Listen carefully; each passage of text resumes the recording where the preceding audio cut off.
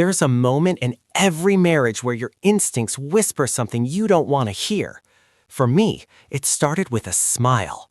Not the kind you give your spouse, the private kind, the kind that blooms on someone's face when they're reading a message they don't want to explain.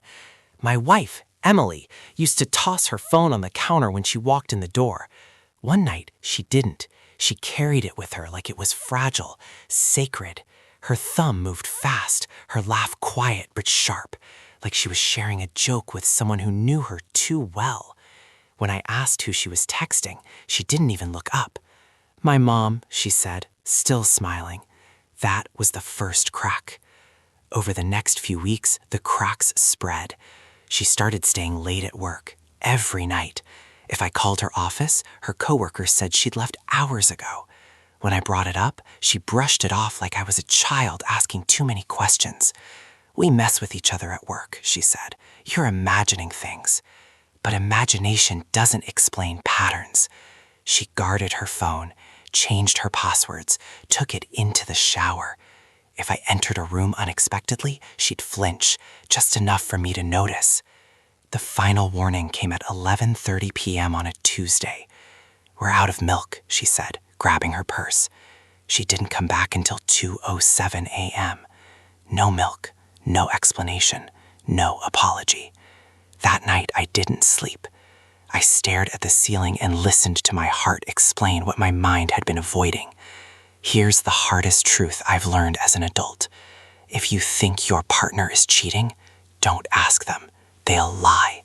Hire a private investigator. I did, and within weeks, my doubt turned into documentation. Photos, timestamps, hotel receipts, security footage. Her car. Another man. The same night she told me she was working late. I didn't confront her. Not yet. I needed leverage. I needed clarity. And most importantly, I needed an exit. Months passed. Emily's birthday approached, and that's when she made her biggest mistake. "I don't want to do anything this year," she said casually. "You should go out of town with your friends. I have to work anyway." She smiled too fast, too rehearsed. That night, while she was asleep, I found something that didn't belong to us. A bottle of champagne. 2 glasses, hidden in the back of my closet. Something inside me went cold. I didn't yell. I didn't cry. I started planning. I told Emily I was leaving town the night before her birthday, packed a bag, kissed her cheek, wished her a happy early birthday. Then I drove straight to Mark's house. From there, I made a series of phone calls. Her parents, her sister, a few close friends. I told them I wanted to surprise Emily with a birthday celebration. Streamers, kazoos, cake, the whole thing. They loved the idea. None of them hesitated. At 8:30 a.m., we gathered outside our apartment building. Her mother, Linda, held the cake carefully like it was something fragile.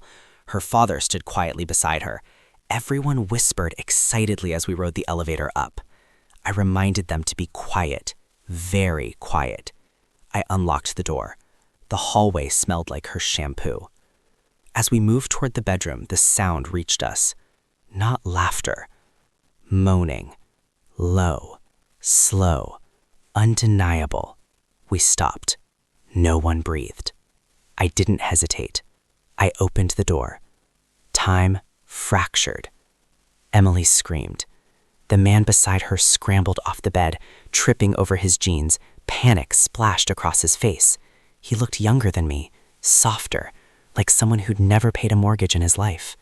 Emily clutched the sheets to her chest, her eyes darting from face to face. Recognition spread through the room like poison. Linda dropped the cake. It didn't fall, it exploded. Frosting smeared across the floor, the candles rolling away like something trying to escape. No one laughed. No one spoke. Emily's father took one step forward. His voice was quiet, shaking. "Get dressed," he said to the man. "Now." The man didn't argue. He couldn't even look up. "This isn't what it looks like," she sobbed. "Please, just let me explain." I finally spoke. You've had months to explain, I said. You chose to lie instead. I turned to her family. She told you I was controlling, I said calmly, that I was paranoid, that I worked too much and imagined things. I gestured to the room. This is the truth. Her sister started crying, not for Emily, but from shock. One friend whispered Emily's name like a prayer already denied. Linda knelt, trying to scoop cake back into the box with trembling hands. I raised you better than this, she whispered. That's when Emily collapsed. She slid off the bed, sobbing, reaching for anyone. No one moved. I placed an envelope on the nightstand. Divorce papers. Everything your lawyer needs is inside, I said. I won't fight you. I looked around one last time.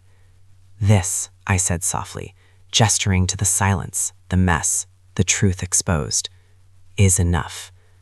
I walked out. The door stayed open, not because anyone stopped me, but because no one knew how to close it. And I never looked back.